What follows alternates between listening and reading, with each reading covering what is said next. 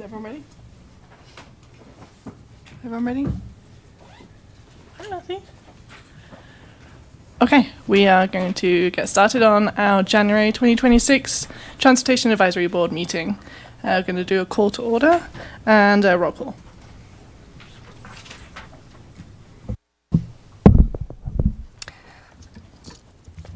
Vice Chair McKee-Burrows. Here. Board Member Starrett. Here. Board Member Wickland. Here. Board Member McInerney. Here. Board Member Zortman. Here. Welcome. Board Member Palmino. Here. Council Member Popkin. Here. Welcome. Okay, so next up on our agenda is the tab chair election. Do we have any nominations for chair?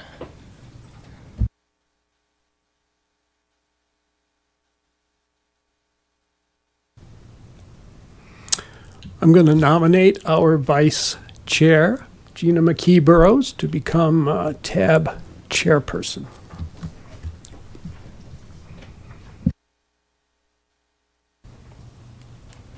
I'll second that. Any other nominations? Okay, all in favour? Aye? Aye. Aye. Any nays? Okay. All right, thank you, everyone. Okay, so nominations for Vice Chair.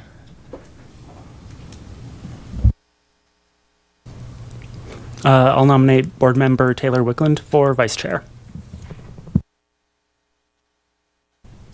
Seconded. Any other nominations? Okay. All in favour? Aye. Anyone nay? Okay. Congratulations, Taylor. Do you want to move over? Well, my name tag's over there. I'll move you. I'll move you.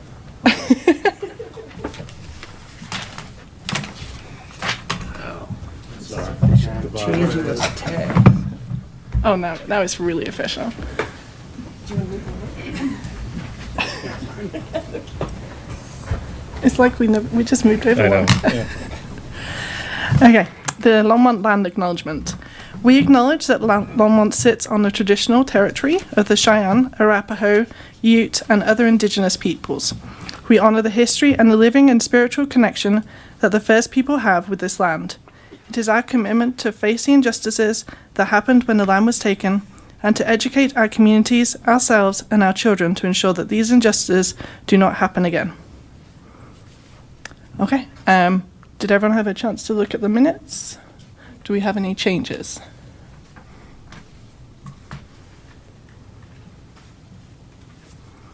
Okay, can I have a... Oh, I have a change. I motion that we approve the minutes. Seconded. All in favour?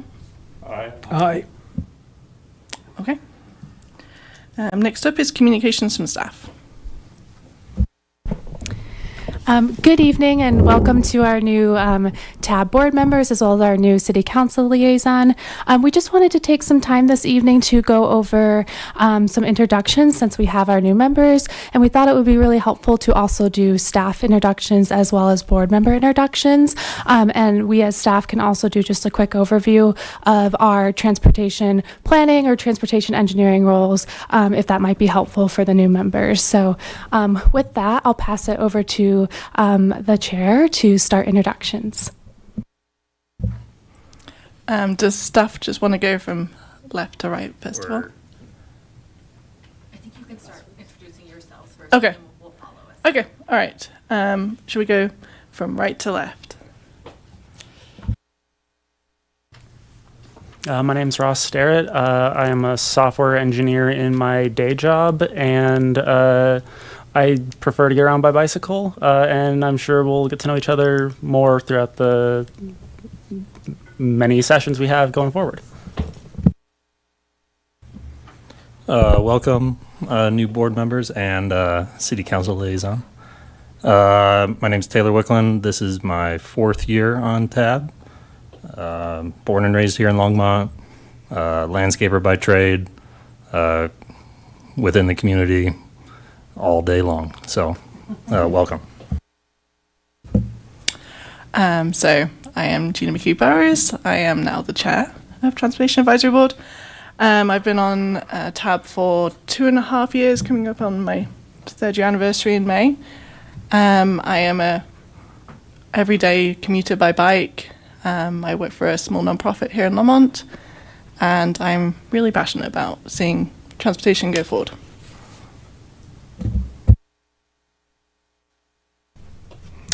Welcome to our new folks.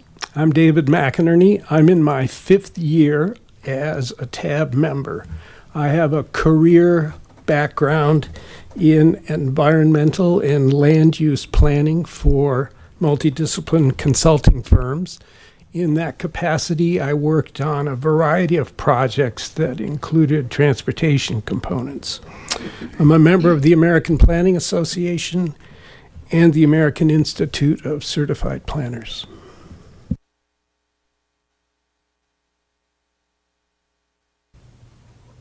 My name is Arlene Zortman, and I moved here in 2018 and decided that I wanted to get involved, and so here I am.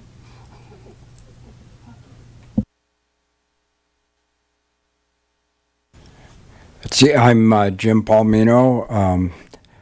I'm retired from a career at CDOT in environmental planning, and been in Longmont now for almost 5 years.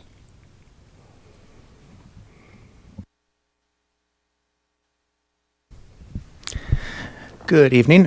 Matthew Popkin. I'm the council member for Ward 2. I also chair the Urban Renewal Authority for Longmont. Before I was on council a year ago, I was on the Planning and Zoning Commission for 2 years, and our Brownfields Advisory Committee.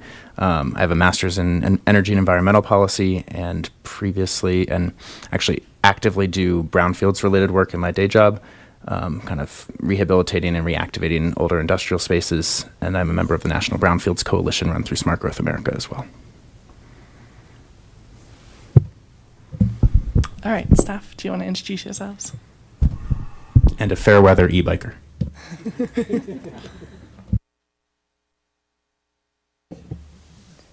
What? Well, welcome, board members. Nice to see our new members and our returning members. I'm Cammie Edson, the Transportation Planning Manager. We are made up of we have a 4-member team. 3 of us are here tonight. One of them is not, so I'll just quickly mention him. Ben Ortiz, he has historically been great at being a point of contact in the community for bicycle-related issues and bicycle-related projects. He does a number of other things beyond bicycle-related projects, but he was unable to make it tonight. He unfortunately was one of the victims of the bad gas situation in his vehicle, so his car is out of service and unable to make it to Longmont. So hopefully he doesn't mind sharing that, but we give him a pass for not being here tonight. I would like to call up one of our newest members, Liz Young-Winnie. She is our new Vision Zero coordinator for the city of Longmont. So we have hired her. She started a few weeks ago, so I'll have her come up and say hi.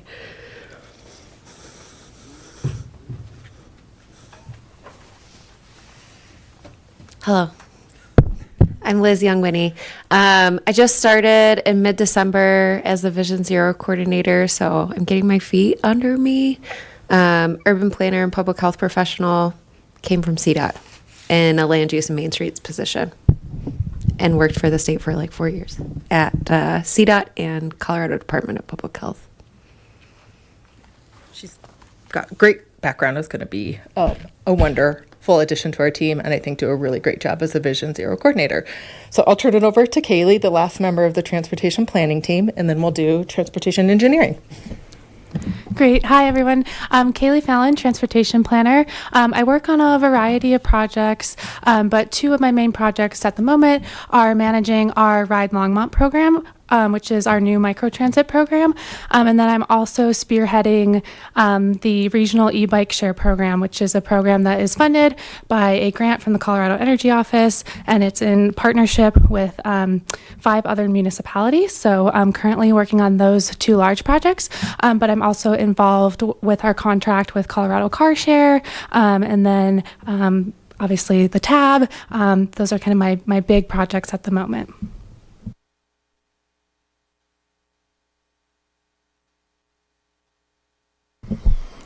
Good evening, TAB board members. My name is Jim Angstadt. I am the Director of Engineering Services. I oversee basically the Public Works Department and Engineering Services. It's made up of about 6 teams: traffic engineering, transportation and drainage engineering, our operations team, which handles both stormwater and roads, as well as our development review team is another team I oversee, and then our engineering techs as well, and our construction inspections. So basically, all infrastructure, roads, drainage in the city of Longmont. And Kyle Howarth, Traffic Engineering Administrator, work directly under Jim. Our group is responsible for the daily operations of traffic signals, signing, striping throughout the city, as well as development review and for traffic-related items. And so we did make a quick cheat sheet. It's a 1-pager that you all should have gotten. It just has our names, our titles, and a little bit of background that we just ran through about what we work on, how transportation planning and transportation engineering kind of interact with each other on a very broad overview. So definitely it doesn't go into specifics, but just in general, that's kind of how the 2 departments function together. And then there is some background information about the transportation mobility plan, which is our newest transportation plan that was adopted, by City Council in March of 2025, where you can find that on the city's website, as well as more information about the capital improvement projects, or we refer to those as the CIP projects, on the city's webpage that is listed on that cheat sheet. So it's just some good background information and resources for you all. So I think that rounds out introductions, unless anybody has any questions for staff on who we are or how to get a hold of us. But if not, we'll keep going through the staff updates if you're, sounds good. Right, there's just one additional quick staff update. Just wanted to let you all know, so as a reminder, we talked about it last time, is that there is a survey open on the Colorado 119 and Hover project page, where if you'd like to give feedback on the mid-block crossing that is being proposed in that project, you can find it there. It is in English and Spanish. And apologies for forgot to put it in the tab packet up front, so we'll make sure it gets in the meeting minutes when it goes out with a direct link to the page and the survey if you would like to take it and or share it with others. And just that construction, well, not construction, kind of pre-construction on getting the road ready to move traffic over, that work will most likely begin in March, April. So to make room for the actual construction happening later in the year. So you'll see some additional crews and work starting this spring and prep to get ready for the bigger project. So those were just the 2 quick updates on the survey and current community engagement opportunity and the roadway. So I think next, we're going to open it to public to be heard, if that's our, I think we're there, yeah. When does that survey close, Cami? Oh, yes, good question. The survey will close on January 20th. It's going to coincide with City Council's open forum meeting, which is also an opportunity for public to come give feedback to the council on any topic that they would like. So the survey closes in conjunction with the open forum. Good question. Thank you, Gina. Okay, any questions from Tab? Okay. All right, we're going to move to public invited to be heard. I think we have one person in the audience who wants to talk, and I also have an email. So I'll read the email first, and then we'll take public from the floor. So the email reads, I won't be able to attend the TAB meeting on the 12th, but I'd like to send a request that the TAB and City Council give serious consideration to how Longmont can be connected more seamlessly to DIA. The current options are far is what she means, and adequate transit opportunities for a city of Longmont's size to access the international airport are lacking. Even the RTD options making connections in Boulder are poor and far from seamless. Would it be possible for the Go/Via system to make trips to Boulder to connect with RTD's AB services? I believe that is outside of the current boundaries for the service, but perhaps could be considered for until a longer-term solution is provided. Thank you for the TAB's consideration. Okay. Go ahead. Alex Kalkoffer, 538 Broad Street. I wanted to extend congratulations to our new chair and vice chair, and welcome to our new board members and city council liaison. I want to thank you from the bottom of my heart. This has been an amazing board that I was able to serve on, and it's going to be something that I remember for the rest of my life. And I appreciate all the hard work that everybody does on this board, and I will continue to advocate, as you will, to provide service to the citizens of Longmont, to make sure that we're holding RTD accountable for the things that we deserve and paid for, like a ride to the airport, and also making sure that we have connectivity to places that we need to go, especially like Denver. And I want to thank everybody for all their hard work and all the extracurricular that you do to make sure that you're prepared for these meetings. I know it takes a lot of work behind the background, and staff, you are truly amazing, and it's been an honor to serve next to you, and I can't wait for my new role so I can work in the future with you as well. So I wanted to extend a welcome and a thank you, and I'm not going to forget you guys, and please make sure you reach out to me with any questions in the future. Thank you so much.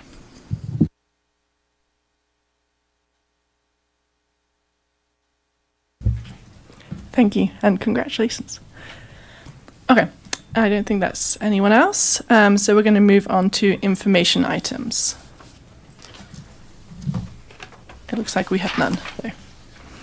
Okay, so next up is action items. Annual designation of posting locations is up first.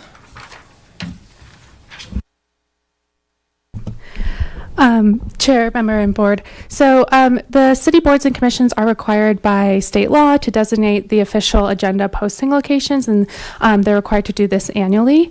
So in the packet, you will find where staff recommends that the board approve the posting locations. We recommend that the official location be the City of Longmont website. And then additional locations where the agendas can be made available. We did include the bulletin board located at the west entrance of the Civic Center complex, the Civic Center complex being where we are this evening, and then the front desk or reception area of the Development Services Center located at 385 Kimbark Street upon request. So these are the locations that staff recommends that the board approve.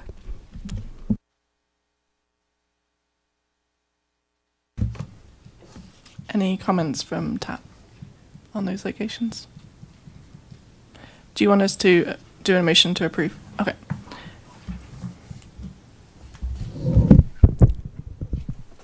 Thank you, Chair.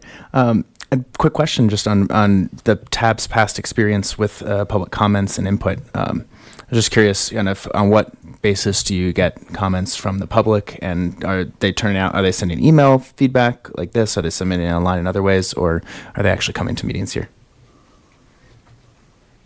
Anyone can answer. I'm just genuinely curious to understand the history here. I would say a mix between email and in person. Really, it has just been a true mix from my point of view.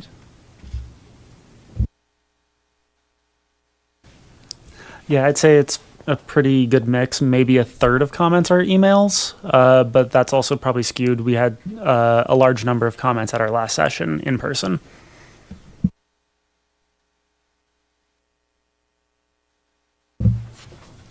Okay, can I get a motion to approve those posting locations? I motion that we adopt the staff suggested posting locations.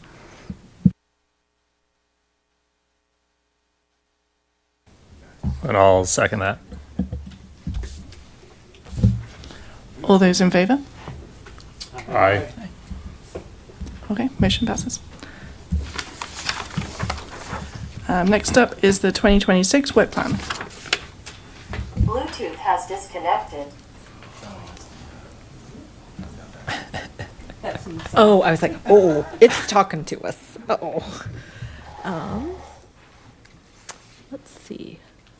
Sorry, board members, I'm just going to try to pull up the document just to set the stage. As you saw in the packet, we sent you a Excel file that was sort of January through December. We're going to walk through that together, as well as what we called kind of like a parking lot, a list of potential categories that we could use to fill in the work plan. So it looks a little bit different than the work plan from previous years, but it essentially has the exact same content that was there from before. And what staff had done prior to prepping for this meeting is we went through and really tried to pull out what were the relevant projects that were active in 2026. And so on the Excel document, sort of the chart, you'll see those in bold. Of those are our suggested timeframes of sort of when things need to happen based on timing of projects or timing of outside presenters. The other topics that are on the January to December outline are topics that we're making suggestions on, but they can be moved around. And then there you see a lot of open spaces. So the items that are on the parking lot are sort of the topics that we would like you all to have a discussion as far as what you would like us to prioritize or what you would like to prioritize either presentations on or updates on, so we can fill in the rest of the scoped work plan. The work plan is always a work in progress, always open for changes. So even though we will likely adopt the work plan at our next meeting, once we kind of go through and talk through topics tonight that would be your preferences, we can still always move things around as need be or as relevant things come up. For some reason, I'm not seeing the file anymore. There it is. Okay. So does everyone, see this chart or have this chart in front of them? This is sort of the January through December chart we were talking about. I'm going to see if I can make it a little bit smaller for all of us to be able to look at. I'm not sure if I can on this screen. That's what I was trying. Nope. It's not letting me. Sorry, I'll change the size of this. Well, before we get going, do you also all have the parking lot list in front of you to be able to? So sort of your pre-work was to kind of go through, pre-look at that, think through what would be your preferences and what you would like to see. So Kaylee and I kind of have a flow we'd like to walk you through. And one of the discussions where we thought it might be good to decide first is you had discussed or really enjoyed or liked having the study session last year. And there was discussion about having more than one in a year. So I think a good place to start is to consider how many study sessions you would like to use a tab meeting for. I think there was discussion for 2, so we sort of randomly assigned 2 on here. They don't have to be in those months. So I think the first discussion, because once we know that, then we will be able to kind of plug in the rest of the agenda or priority topics for the year. So I think a great place to start would be deciding how many study sessions the tab would like to have this year. And study sessions, like we said, could be open to digging into a specific project in way more detail than normal tab meetings allow. Possibly an approach, some sort of design option and an approach to how we handle things. It's sort of open to what you all would like to dig into more. And so the ideas are also on the parking lot that we recall that you all brought up last year as possible study sessions. But again, these are not limited to just these ideas. They're just here as reminders. So open to other ideas as you all discuss.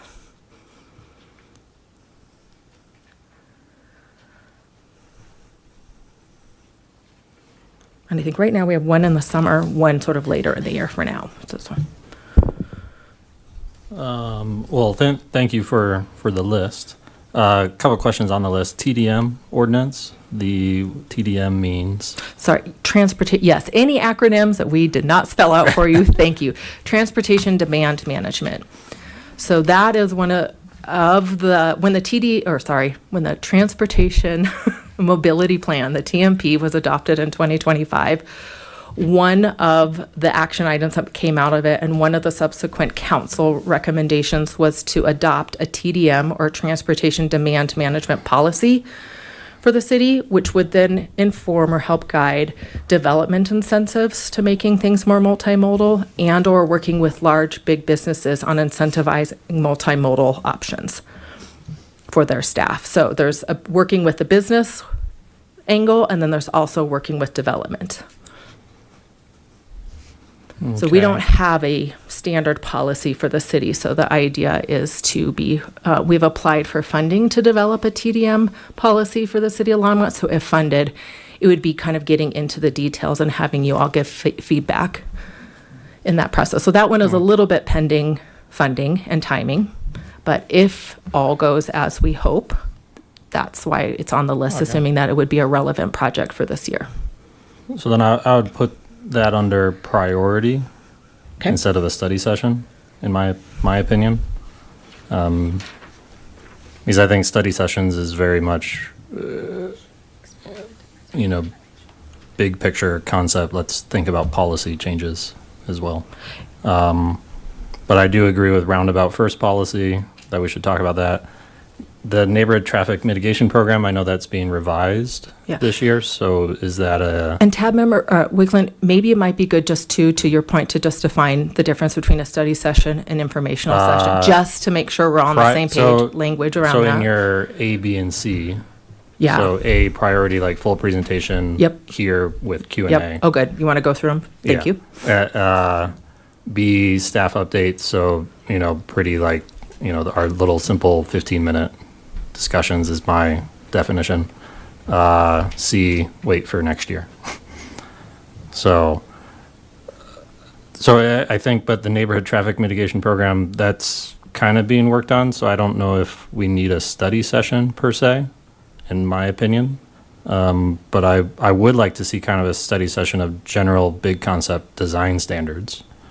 Because, the devil's in the details when we build things. And sometimes, as we know, we build things and they've been approved maybe close to a decade ago.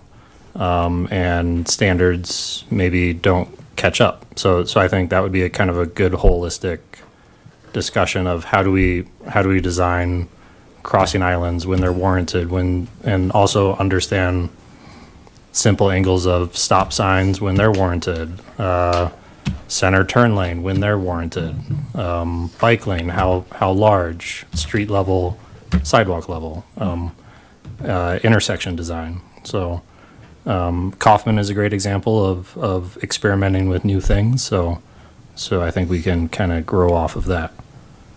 And let's see. And then also RTD related, anything that can bring RTD here and some of their, what are the board members? To come here would be great, because we like to hold their feet to the fire a little bit. So yeah. Be a great question for them. So anything RTD, but then to get to the actual the planners and the board members to actually show up, instead of hearing presentations from you guys. Yep. So other than that, I think everything else is kind of for me, like crash report still an A.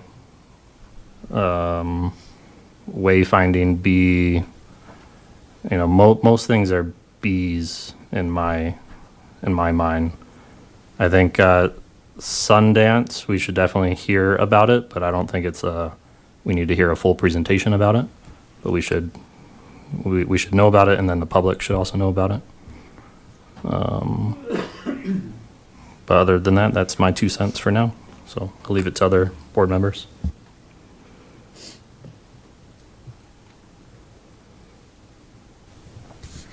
Just to go back to the first, are we thinking we want 2 study sessions per year? Or is that part of what you want to kind of talk it out and see how many study sessions you might want? Still kind of talk it out, 2. Okay. Yeah. All right. My priority study session is also roundabouts and traffic circles.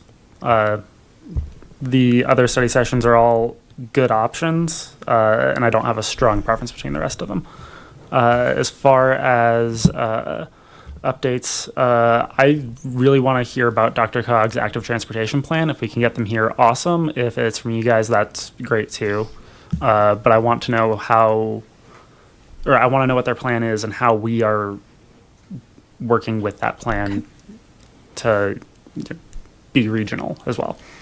On that topic, maybe we can also get an update on the regional connectivity, the trail connections, if possible at that same session. Just give the day a theme. But we could also do it, whenever there's time. And just to clarify, Board Member Sarah, are you thinking of having like Boulder County Trails Planner and like their plans come and talk about that? I was referring to the trail connections, Weld County Road 26 Trail, St. Vrain Greenway, Union Reservoir Trail. We had a number of got it. Okay. Yeah, okay. So I might have skipped over one while reading through this multiple times or whatever, mixed a few in my mind. we kind of thought that, right, instead of bringing each individual trail, we might have like a night where we can kind of talk about trails, In bigger general, picture, yeah. locally, regionally, and kind of cover trails in one swoop, potentially. Okay. Thank you. I do think that the intersection site distance study is one that I think is a priority for me. That's one that I'd really like to see, and I'd like to see Clover Basin and Hover. I'd like to have a big discussion on that one because with the proximity to 119 and Hover and where that new regional trail is coming in, I think that intersection is going to be very important for connecting Longmont to the new 119 trail. Thank you. Yeah. And I think it's noted on there, we're waiting to hear about funding on the intersection Yeah. site distance study. So depending on whether that gets funded or not with the current application or the current funding we're waiting for, we'd have to then pivot and figure out, what the next step might be if that funding doesn't come through. Yeah, So- and I saw that all of the Vision Zero stuff is also dependent on Safe Streets for All funding. And so if we can get Well, not that- all of it, some of Yes. it, just some of, yes. If what we can get out of Vision Zero would also be great to see whenever we can get that done. Perfect. Yep. Thank you.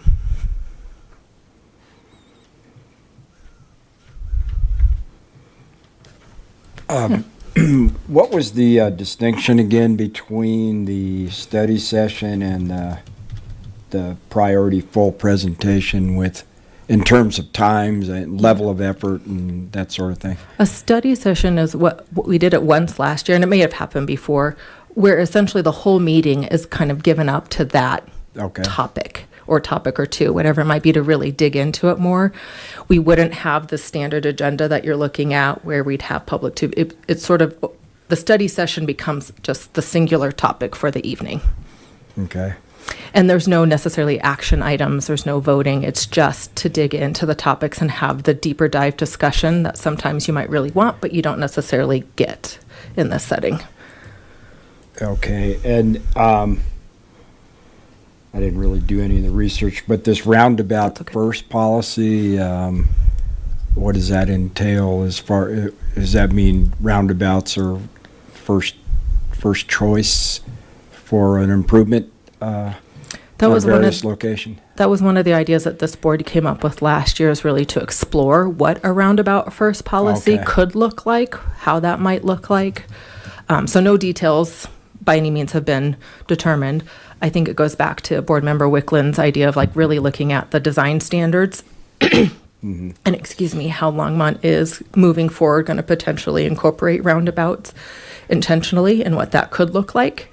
So that would be a session to really kind of dig into that, as in something then this board could either support or not support potentially what might come in the Vision Zero action plan around possibly roundabouts or other places where we can incorporate potentially roundabout first language, of really looking at those as a potential safety countermeasure when we're looking at redesigning roads or building new roads or whatever it might be. So it's an exploratory conversation Okay. around that.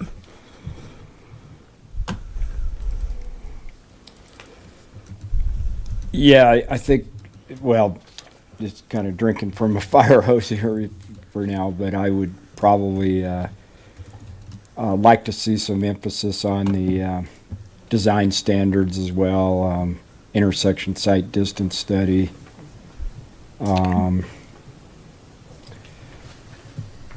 and the the TDM.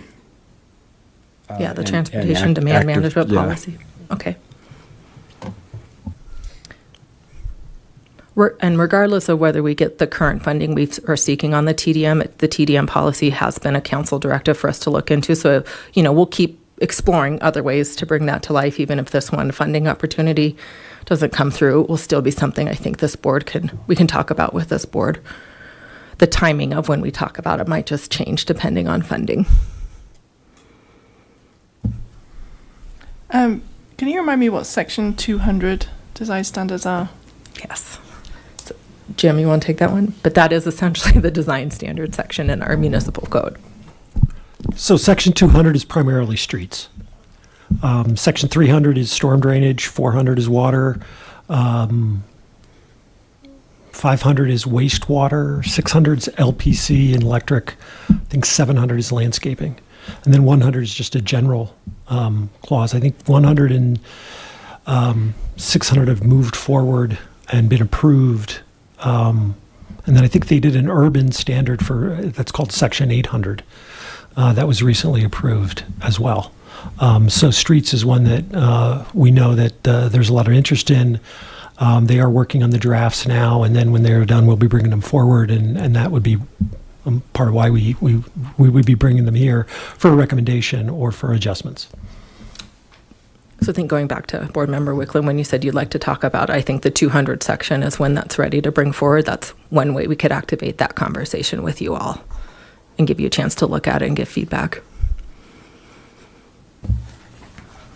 Okay. I really like the idea of having a discussion about design standards for sure. That is something I'm really interested in, because I think, especially in light with Vision Zero and bringing in that, I know that the plan is still in progress, but I think we can still start having that conversation about how we can, we all know what we want to move towards, and there's already plans out there and ideas about how you could incorporate those already now. So I think having that discussion before even the plan is finished, I think is still appropriate, and I would really like to see us having some recommendations to council coming out of that we can say, like, we think we should make these types of changes to ordinances and policies coming out of that, hopefully. And in light of what comes up all the time, transportation to the airport comes up all the time, and I really think that we could have an actual real discussion about how we might make that happen sooner than later, given the challenges with RTD, but also maybe we can explore some out of the box kind of ideas, because it comes up almost every meeting, at least 7 or 8 times during the year, probably. So I really think we should start actually having a real discussion about how we could actually solve this sooner than later, rather than relying on RTD to come up with some solution that they will probably never come up with. So maybe that could be something we could have kind of maybe not a whole work study session, but maybe we could have like a discussion, and you could present some options and we can kind of look at those and see if there's anything we could recommend to council to consider further. And get RTD here. And get RTD here as part of that discussion. But yeah, it's just RTD is so slow, and On that note, I think too, we're going to have Boulder County come, and they're going to be presenting on the linking Boulder County, which is the Boulder County wide transit plan, because it's not only Longmont that is looking for a solution to the airport, but they are definitely addressing that in the countywide plan, and staff are looking into options locally already. So I think possibly good timing for that would be maybe after we hear about we get the transit plan update from Boulder County too, then airport discussions can build off of that as well. But there's definitely work and discussions ongoing at the staff level. Sorry for the feedback. Internally already, and as well regionally. So it's not a conversation that's not happening, I guess is my message to you all. Yeah. Okay.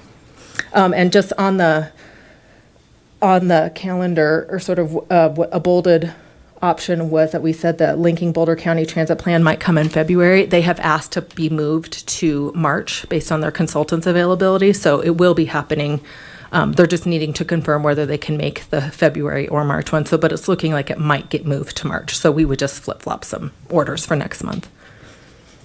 Okay.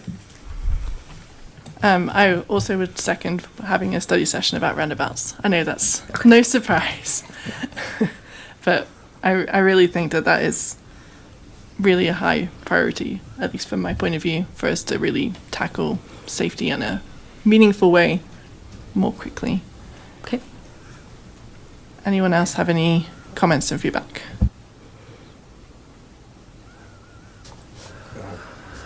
I will say, I went through this and didn't understand a lot of it, but anyway, I agree with the design standards. I think that that's something that we need to take a look at. Sundance, because I don't know a whole lot about it, I thought maybe it's liable to have a significant impact on Longmont, so how are we going to identify that and work with that? Definitely roundabouts, because what I see on roundabouts a lot is people going the wrong way. So it's a communication thing a lot of the time too, and letting the public know. Vision Zero, of course, I definitely think is something we need to take a look at. And I agree with transportation to the airport, because it was there and then all of a sudden it was gone. So it's something we always used and a lot of people have used. So I think that's something we need to kind of take a look at too. Thank you, Board Member Sortman. Yeah.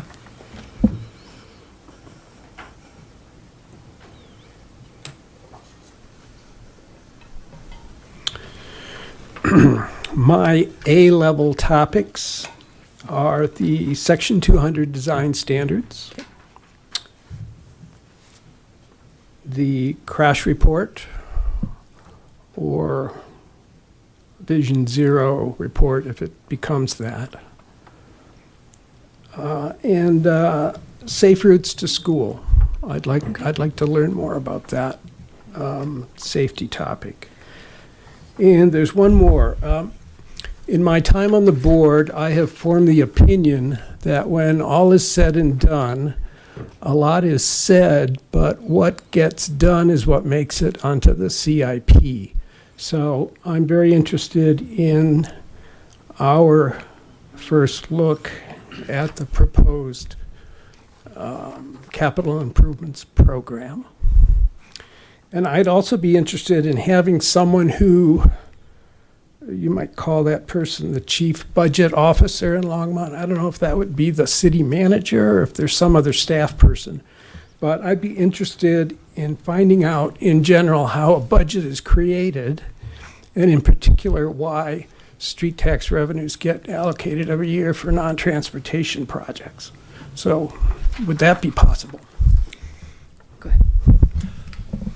So I think, Board Member McInerney, I think we would have the chief financial officer at the city, Teresa Malloy, come in and discuss that and answer your questions on that.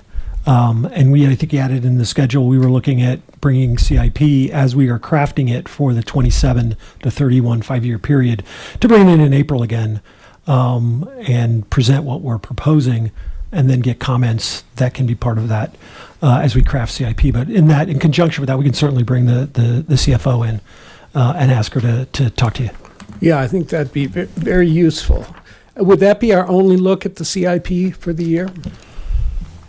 Well, Board members, this is the work plan. It's up to you. If you want to add another component of that for what gets approved by council, we can certainly add that in. Yeah, I recall in previous years, you asked the board to make a recommendation to council. It happened a little later in the year about whether we support or would like to change the CIP. And part of the challenge with that is the decisions are already made. Okay, when we did it later in the year, which is why last year we brought it in earlier. We really should have had a follow up, but the schedule was pretty crammed. So when does the budget get adopted? It gets adopted in, I want to say, September. Or they go through their public meetings in September, and then they have the ordinances in October. By charter, I believe they have to have it approved by the end of October. So, but we submit our budget in April, May, and June for CIP. So we start crafting it in February, March. which is why I think we have it in for an April tab meeting to bring it forward. Yeah, that sounds good, because any comments we might make in April would have a chance Yeah. of being considered by council. It would be nice to also have access to what looks like it's going to be approved by council later in the year. Yeah. With the understanding that we can't really change it after mid-year. Okay. Thank you. Yeah, and, Board Member McInerney, I'm not sure if we got it under a parking lot list, but that was a great suggestion about adding the safe routes to school. Is it on there? But there is a very large collaborative project going on through Boulder County with both St. Vrain Valley School District and BVSD to do a joint Safe Routes to School Vision Zero action plan, and every single municipal partner is involved in that. So that's the idea, is kind of rank prioritizing all the schools and their needs. So as partners, we know where we should start first and who should start first and which municipality, where does it fall? Is it an unincorporated, incorporated? So the idea will help all partners be more proactive with Safe Routes to School projects moving forward versus being reactive to them all of the time. So there is a good effort, so we can definitely bring that forward as an informational item if you're interested, but there is a big planning process already in place that's it's kicking off now, essentially. And it'll be a multi-year project, but it'll be a good one. Okay. I would second asking for CIP as early as possible. Just like I completely agree with Board Member McInerney about us having a real shot at having an impact on how that's developed and what projects you and ultimately end up moving forward with putting into the budget. So as early as possible, as whatever makes sense in part of your process. I would like that to see that to happen this year, and a second follow-up as possible too, if time allows. Something that I have asked about in past is pulling out. It's related to this. How much the bike infrastructure is costing when new projects are going forward. Like how much does it cost to add the bike lane or those types of infrastructure? And often those numbers aren't possible, but I was wondering if maybe this year we could start pulling those numbers out specifically so we can kind of look at how much bikes are costing to add this extra infrastructure for them as opposed to the road part. So if that's possible in doing that this year, I would really like to see those numbers in when we talk about those in our plan. Yeah, I think that's it. Yeah, I don't have any other suggestions. So does anyone else have any?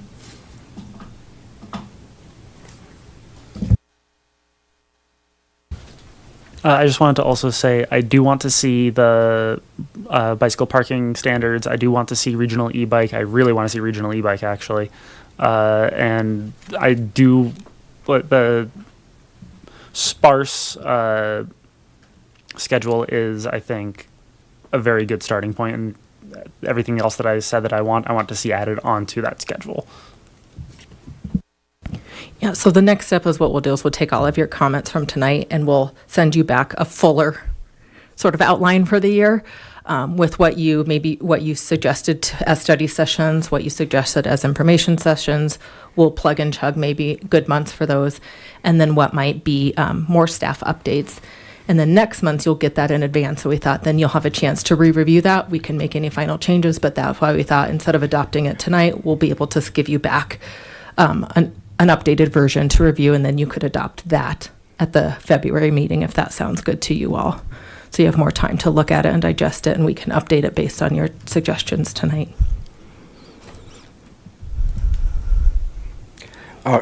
Yeah, just to follow up on Taylor's comment about having RTD board or staff, I was talking to Karen Banker, who is newly appointed for our district.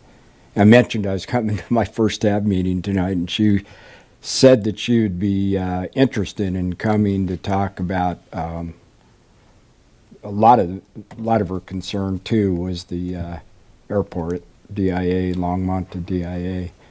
And apparently she's been advocating RTD and others about possibly originating the Sky Ride here in Longmont and then traveling through Lafayette and then eventually taking the same route to DIA as the Boulder Sky Ride route would take. But at any rate, you know, she's happy to come here, and I don't know who facilitates that or invites her, but I'm sure she would attend if we ask her. So hopefully she will. Yeah, and just for board awareness, there are 2 RTD directors. Karen Banker is one of them, and Lynn Geisinger is the other one. So I think both of them would be more than willing and able to come if we invite them, so we can reach out and extend that invitation. Okay, great. Yeah, not a problem. Well, I'm glad you said that. Because in my 4 years here, there has been 2 times that board of directors have showed up. So it would be very, very nice for them to keep coming, because they are kind of the deciders in a lot of ways. I also would like to second the bicycle parking standards. Is that a time that there'll be action items or just informational? Do we know yet? So Ben is writing that from our Okay. team, Ben Ortiz, and I believe he's going to bring it forward to you for you to get feedback on. Okay. Before the final version is done, that then gets brought forward to council. So I think you'll have a chance to actually look at it and give input, Okay. make your And then- recommendation for changes or accept as is, whatever it might be. And then I would just remind that email I sent about the Crow manual on bike parking standards. It's only 140 euros. I know the city can probably pay for some continued education, but I think it's important to actually gauge what other communities do that are very successful in this, and something that we should strive for. The Crow platform comes from the Netherlands, but they produce a lot of their stuff in English to spread it around the world. Thank you. Yeah.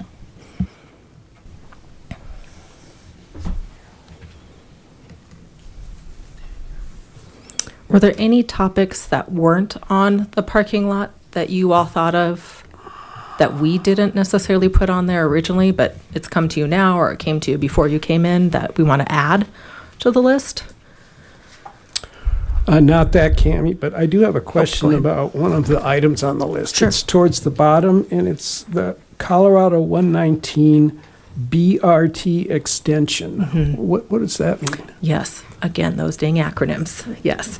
So BRT stands for Bus Rapid Transit. Right, I know So that part, but what's being extended? So the extension part is the part that would be from Longmont out to I-25. So the BRT is being built right now between Boulder and Longmont, kind of southwest of Longmont. So regionally, the BRT, Colorado 119 extension is continuing it out east. So we get the other side of Longmont connected out to I-25, and then that corridor up and down and over to our regional partners in Frederick and Firestone. So it's that, let's not stop with the progress we've made of getting them to Longmont. Let's get them obviously all the way through Longmont and out to our neighboring partners out east. So the extension is just referring to the east portion Got it. relative to Longmont Now, of if Colorado that 119. happened, would it replace our Ride Longmont service out to I-25? Well, I think part of it would be to start with the study of what would be needed to make the road safer, as well as potential transportation options, pedestrian, bicyclist, transit, all of that. So I think to be determined which transit options would cover the corridor. So for now, there's no plans to necessarily stop Ride Longmont out to the hub, but at some point it may make more sense that a fixed route covers it and there's no need for that anymore. Maybe they both run out there. I think it's a little premature to decide what would happen, but Ride Longmont is definitely servicing it in the because of the lack of fixed route service at this point. All right, thank you, Cammie. Yeah.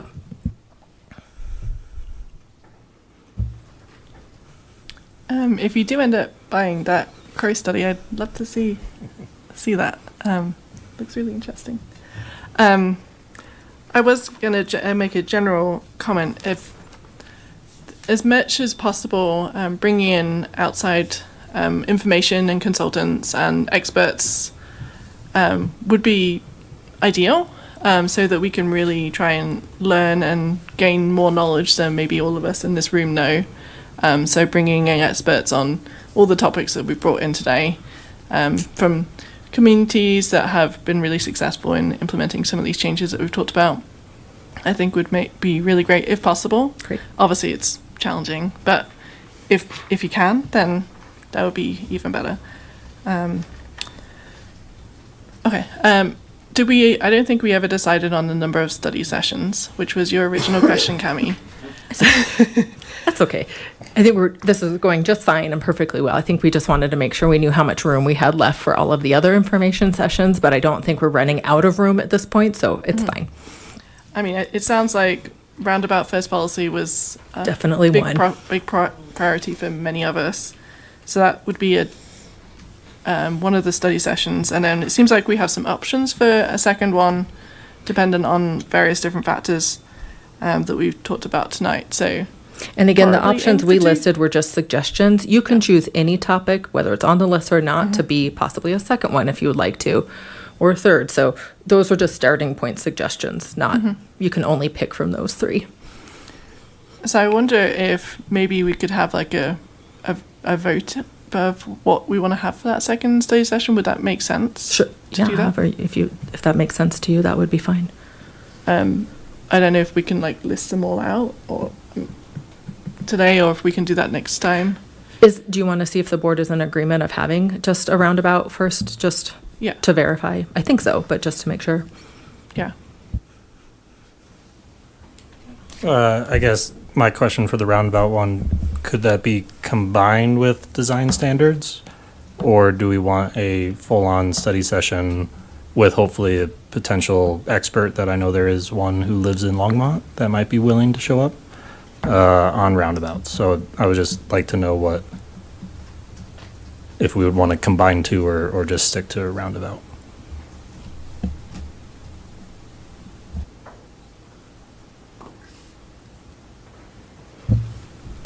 Do you have something? I guess, do we have, does the city have current standards, specifications for roundabouts? Currently, the city's going to use METCD AASHTO standards for most of the designs. We're not going to recreate our own for most traffic related items. Roundabouts traffic control device. That's where we're going to, METCD and AASHTO is going. We're going to pull standards for signals and other things. We don't necessarily recreate the wheel for those things. Or recreate the roundabout. Anyway, one thing I would just to offer up in recommendation is, a roundabout discussion, would for this board would be an educational item. It may take a little bit of time. If I would not recommend you try to combine it with standards, I think the standards are going to be there's quite a number of them, quite a number of pages and a lot of items to cover in the section 200. So that may be a standalone meeting or a study session. And I would agree with that, to separate them out if you really want to dig into them. There'll be a lot within the standards you'll want to probably get into versus just the singular topic. Obviously, the board's focus for the study session is not my opinion right now. And I just had a clarifying question on the roundabouts topic. Jim, you were talking about some of the standards around roundabouts in general. And I'm just curious, are there standards for some of the, I think they're called like temporary roundabouts or tactical roundabouts that are not permanent? Are there standards for that exist yet at this point? Either for Longmont or in general? I tell you that, Council Liaison Popkin, I tell you the truth, I'd have to do more research on that. Okay. Or look to other communities to see what their standards might be on some of those items. I don't know if Kyle, if you have anything else to offer, you've seen it in different communities about those, but I haven't read the 800 pages of MUTCD to see what everything's in it. Nor have I read the 1,000-some pages of AASHTO cover to cover. Puts you right to sleep. But, I'd have to look it up. Really, honestly, don't have an answer for you. I appreciate the candor. And Councilmember Popkin, there are several options for roundabouts. There's here traffic circles, compact roundabouts, mini roundabouts, and traffic circles are all names that people use kind of the same, but they're actually different applications. So there's a varying level of what size roundabouts, what features you see, as well as there's any deflection. So there's several options within AASHTO existing, and they have been updated in METCD as well. It just comes down to the correct application and then the correct behavior you're trying to deter in that area, and then versus right-of-way drainage and all that other information. Thank you. To kind of also talk to Councilor Popkin, great question. I think hopefully that will come up in the neighborhood mitigation program to quickly have, quick fixes that don't take months of planning and a lot of concrete to pour. I've seen that work in Denver, in Cap Hill, where I go often because my brother lives down there, of simple bollards or just a very small raised asphalt with just stone curbing to create a little traffic circle in a neighborhood. So very, very simple, and they did it overnight. So I think another interesting discussion that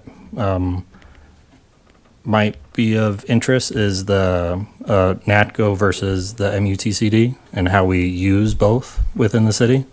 Could be a level B maybe discussion or a level A in my opinion. So the National Association for City Transportation Officials and the MUTCD. So so we've actually got three to probably NACDO, AASHTO, and how they interact with the MUTCD. So that could be I think it'd be great education for the public, for us, and then also how we interact with all three. And how those are potentially influencing design standards changes. And Yeah. So that could be,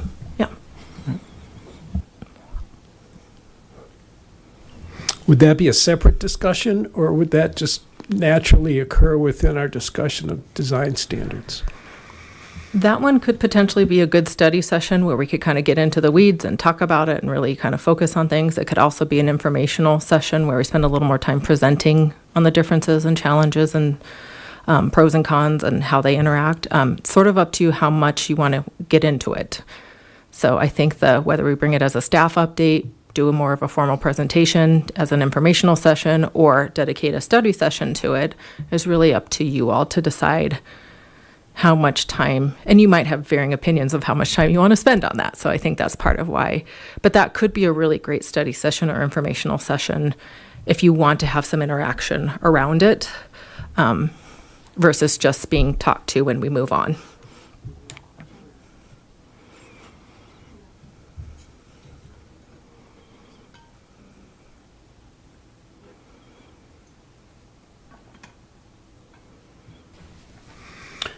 I think that would make a great second study session if we need to pick two tonight.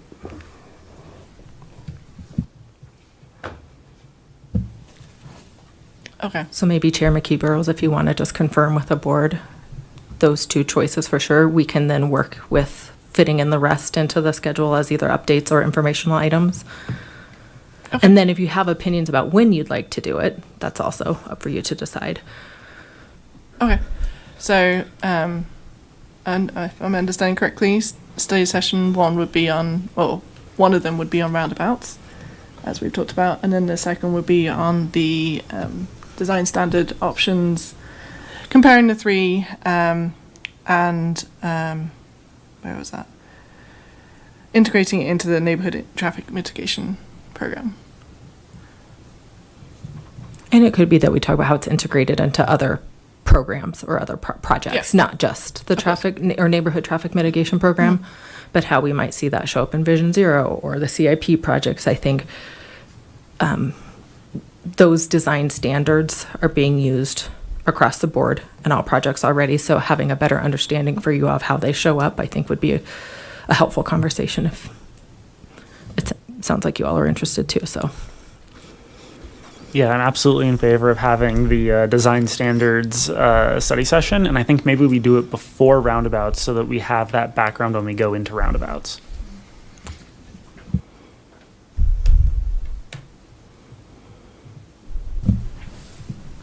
Any other comments or feedback on those two study sessions? Okay.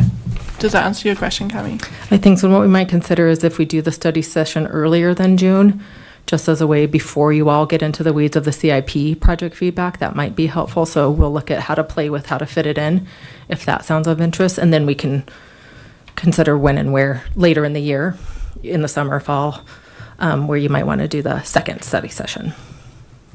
Okay. Okay. Any other feedback or suggestions for the plan for the year? Okay. All right. Well, I think staff, thank you, board members. I think staff has our marching orders of how to reorganize the work plan for you to review, and then with the intention of adopting it at next month's meeting. So I guess that just is moving us on to possibly items for next month's meeting. If we might possibly have Boulder County come and talk about the linking Boulder County transit plan. That would probably be a pretty significant conversation if they do come. Assuming they might have to be pushed back, is there a priority topic you would like to be next month as kind of plan B?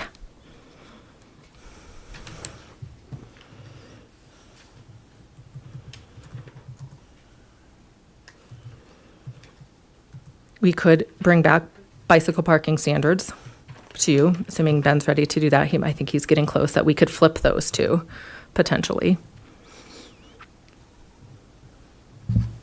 Yeah, sounds good to me, if Ben is ready. Okay. Any other Since thoughts? that was a topic that brought up that you would like to have input on or Yeah. to review, so. Yeah, okay. Okay, then we will kind of plug and chug the rest in that we suggested might be good for quarter one, quarter two, quarter three, and then you will have a more complete work plan too in your next tab packet. So I think that rounds out the discussion on work plan. So thank you for going through that exercise with us and getting us organized for the year. If you have any additional thoughts in the meantime, let us know, but we'll work on making these changes for you. Okay, thank you. You're welcome, thank you. All right, next up on the agenda is comments from board members, and I think we'll work from right to left so that our new board members can kind of see how it works before they are expected to chime in. All right. Thank you, staff, for helping us get everything scheduled up for next year. This year, I guess. Also, Alex, thank you for coming. It's been lovely working with you. Good luck in your future endeavors. And then the comment on the airport, I would encourage Sandy McCarthy, if she's able to hear this, to also send this email to RTD. Send it to Director Karen Banker. She will get back to you, and like she needs to have like this mountain of, hey, people are asking for this, when she goes to the RTD board and says, hey, we need Skyride service in Longmont. So please also send it to her. She needs it as ammunition. And welcome to our new board members. You really got thrown into the thick of it, but I hope that by the next 2 or 3 sessions you get the feel for it, and it's smoother sailing once you get into the jargon.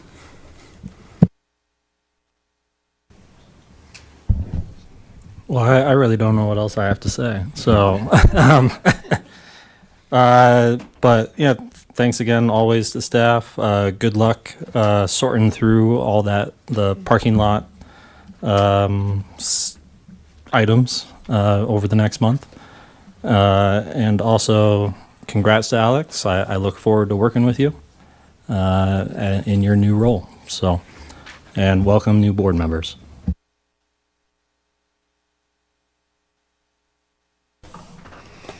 Once again, welcome new board members and council liaison Popkin. Once again, congratulations, Alex. On October 28th last year, our board sent a delegation to the RTD board meeting in Denver. And one of the issues we addressed was the finishing fast tracks draft report that had been issued by RTD. Since then, RTD has issued the final report. I reviewed it and I have some comments to share with you. Not much has changed from the draft to the final report. It does not comply with the state's legislative mandate to explain how RTD will fulfill its fast track commitments by 2034. Instead, it explains why RTD cannot do that. The final report identifies a $1.6 billion capital cost shortfall to complete the 4 unfinished fast track corridors. To complete Northwest Rail alone, that's the corridor that would come to Boulder and Longmont, the shortfall is identified as approximately $206 million. Here's the conclusion of the final report summary section, and I'm quoting it. RTD recognizes that this report is a first step in moving forward with completing the Fast Tracks plan, and the agency looks forward to working with the Governor's Office, the Colorado General Assembly, and other stakeholders to continue the discussion of sustainable expansion of effective transit in the region, end quote.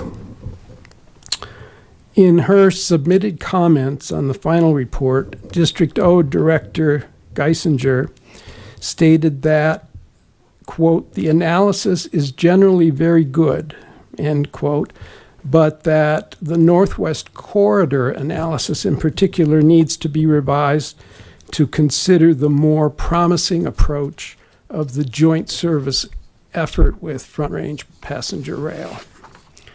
Now, District I Director Banker was much more critical in her submitted comments.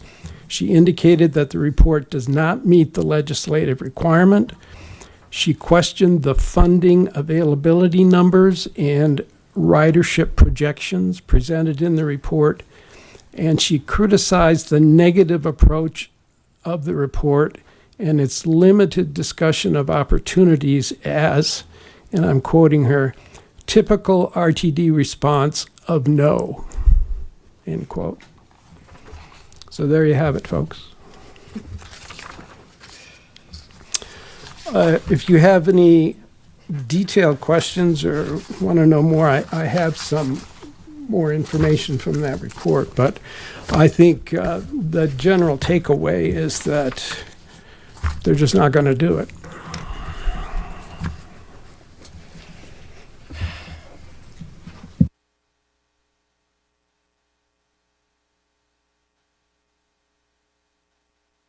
Well, I had decided that I was going to sit and listen tonight. So that's kind of what I've done. It's going to be exciting to be on here. So thank you.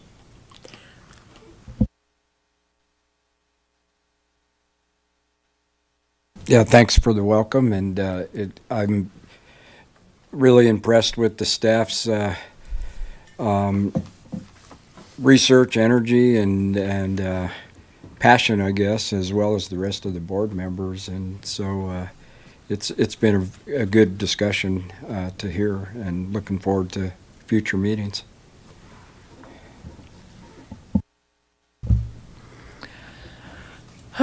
We have a busy year. Well, welcome to our new board members. I hope that you have a really productive time on our board, and look forward to hearing what you have to add to our discussions. We always have really good discussions on this board, so I'm looking forward to hearing from you, and welcome to Councilmember Popkin as our liaison. Gosh, I mean, I just got back yesterday from a month-long trip to England, and every time I travel abroad, it always brings to light transportation and how I always compare every place I go and look at how their transportation functions and how many people are driving, and every time I see lots of people biking is because there's a lot of infrastructure everywhere, that it's truly connected, that there's just like because I went to multiple cities this trip, The places which had lots of people biking was because there was a bike lane or separated bike lane on every road. It wasn't like one road had one and then the next road had nothing. In those situations, you saw like a handful of people biking. So I really think that Longmont, in order to have true multimodal transportation, we have to have a true network, not just something that's just very piecemeal, because people just won't use it. If they don't feel safe on every road, then they just won't use it. So I bring this up every time I travel, but I just notice it now all the time. So I would love to see Longmont be one of those cities that has that true network where we see people using every mode of transportation everywhere they go. That is my hope of being on this board, and I hope that we will achieve it one day. And also, I came back from the airport yesterday, and once again, I had to drive. Although I did get the AB one, but every time I get it, it's so full. So it's encouraging to see that we're always really busy, but we can do better. Okay, next up we have comments from City Council Liaison. Thank you very much, Chair Mickey Burrows. Welcome to the new members. Welcome to a new member who I previously served with on a different board. I'm glad to have you here. First of all, just thank you to staff for a very well organized kind of kickoff for this year. Really felt like it gave me a sense of kind of what the board's thinking, and thank you board members for the robust discussion on different priorities. I have a fast tracks question follow-up for you in a moment, because I've been working through the report myself. But before that, I just wanted to share a couple things. One, in general, I guess I've now served as a liaison to 3, 4, 5 boards now. I'm working on my 4th and 5th right now, not concurrently over time though. And just wanted to share kind of my mindset for approaching my role as a liaison in general to the board. The first is reporting back to council based on discussions that you all have, especially if it's on a kind of a pressing policy topic, but also on kind of broader topics, especially when we have study sessions or our city council retreat, to make sure that council is aware of kind of what TAB's thinking about right now and the work plan discussions and the study sessions that you all are having as well. The second role is providing updates and clarifications back to TAB from discussions that are happening at the council level. And then lastly is supporting TAB's process and efforts. Sometimes my role on other boards has been helping just clarify process in kind of a structured open meeting setting. So if that's ever helpful, or if you want to sidebar and have a coffee with me and like understand like, hey, why do we use all of these motions and processes and all of that? Happy to sidebar there, or talk about some of the kind of ongoing policy topics in a separate setting as well. More than happy to do that with any of you.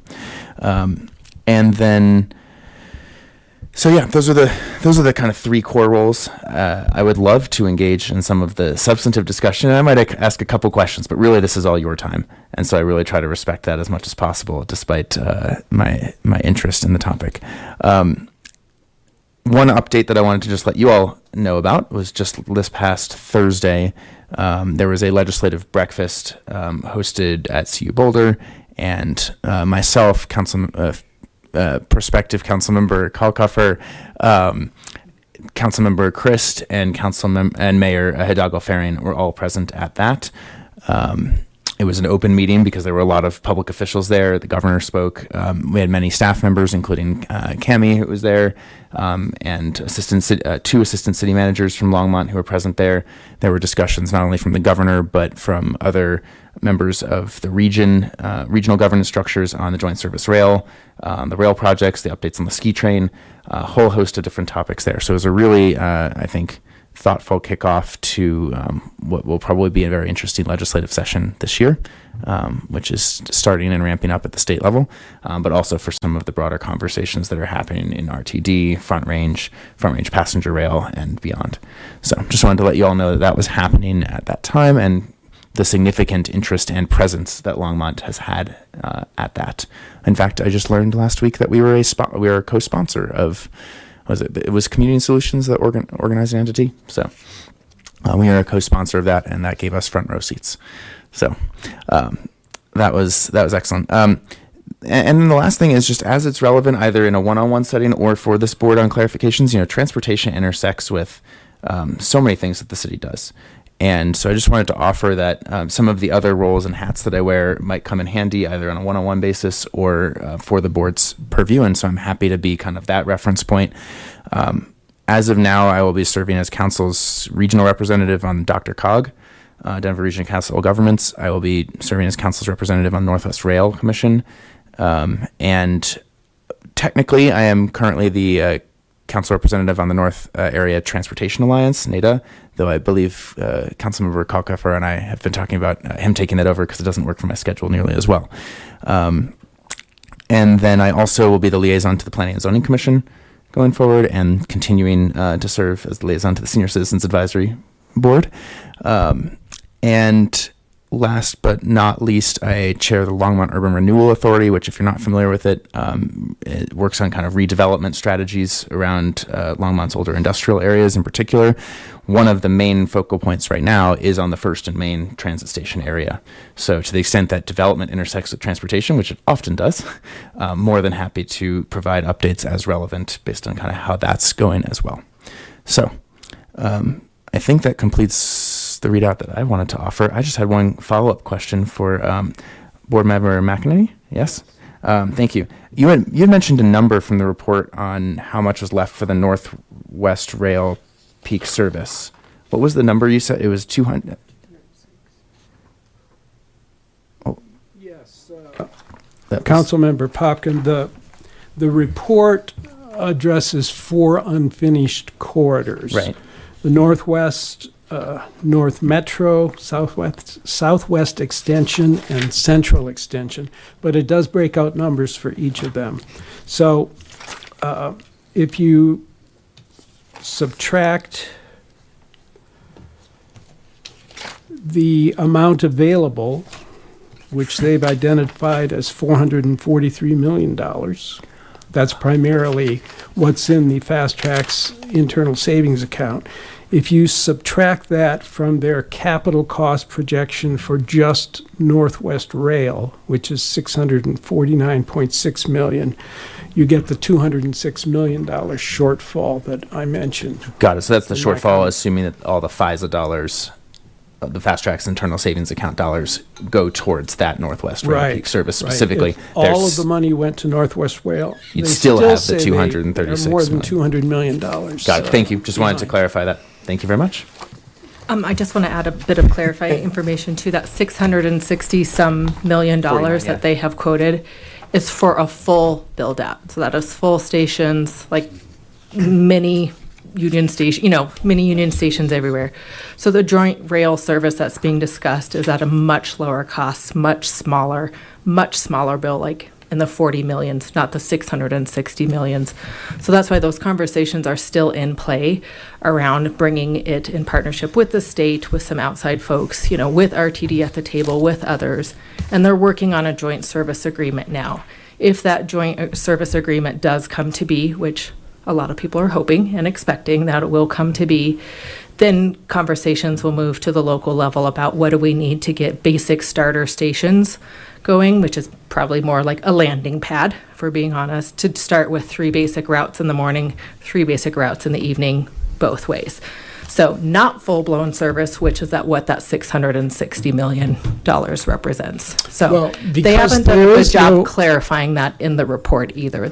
Correct. There is no joint service agreement, so they're working on they don't even mention the 3 trips a day each direction by 2029. So there's totally a whole missing. new commission that has kind of come together, and coalition that's come together. So looking at their reports and their documents is where we're going to find all of that information. It's not necessarily going to be solely found in just RTD's information, which is why they've been asked to update this plan, because there's been a lot of holes. Kemi, when you say full service, for members of the public who may not know the rail terms, so is that like the regular, like every 30 minutes or whatever the service? reoccurring all day long, who knows, something, don't quote me on this, but we're talking, frequent 15, 20, some 25, multiple trips a day, all day long. Versus the 3 in each 3 in the peak hours in the morning, and then 3 in the peak hours at night, for what they're kind of defining as starter service that could build and grow from there. So wildly different numbers for wildly different types of service. Right, and the main differences there on cost would be not only just operationally running more trains, but actually having more trains to run more frequently too. So those conversations are not, they're active. They're not dead in the water. It's not that that is not being considered. So the way the report reads kind of gives a different version, which is why they've been asked to update it. Just if that helps Thank you, clarify Kim. that. And thank you, Board Member McInerney. Yes. Appreciate it. Cami or Councilmember Popkin, are you aware of any response from the legislature to the final report that RTD has issued? I mean, it was their mandate that they issue that report. Have they responded? I don't know what the response is yet, so no. Ditto.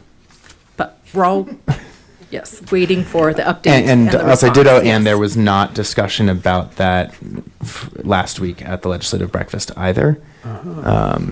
There was discussion about the joint rail service and about RTD service overall. There was not discussion about like a reaction to the finishing fast tracks report, to my knowledge, from the legislative breakfast last week.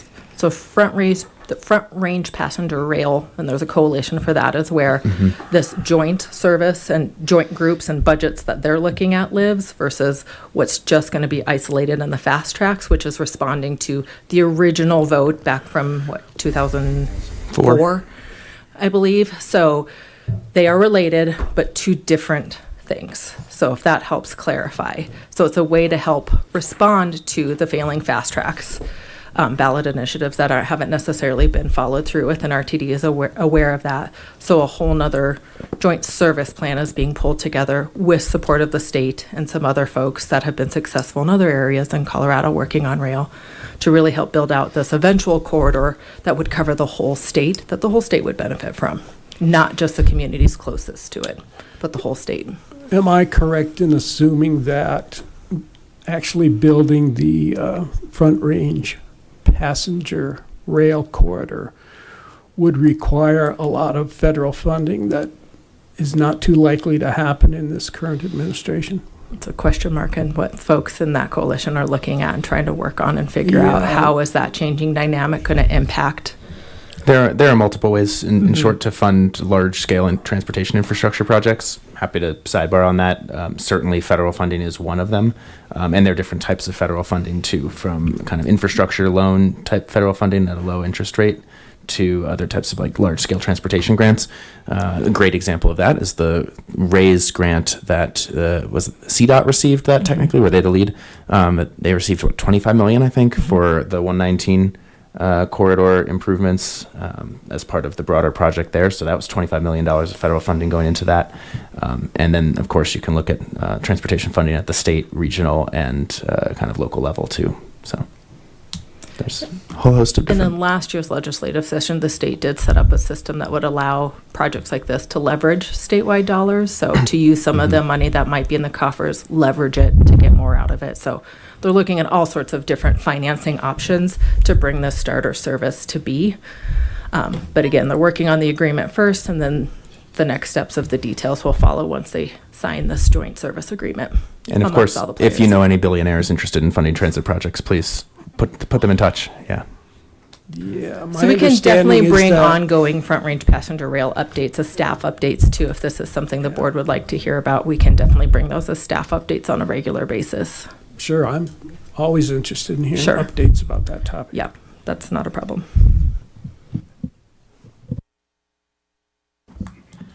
Okay, that was a lot of comments. All right, I think we already covered items from upcoming agendas already. So I think our next up is adjourning. Do I have a motion to adjourn?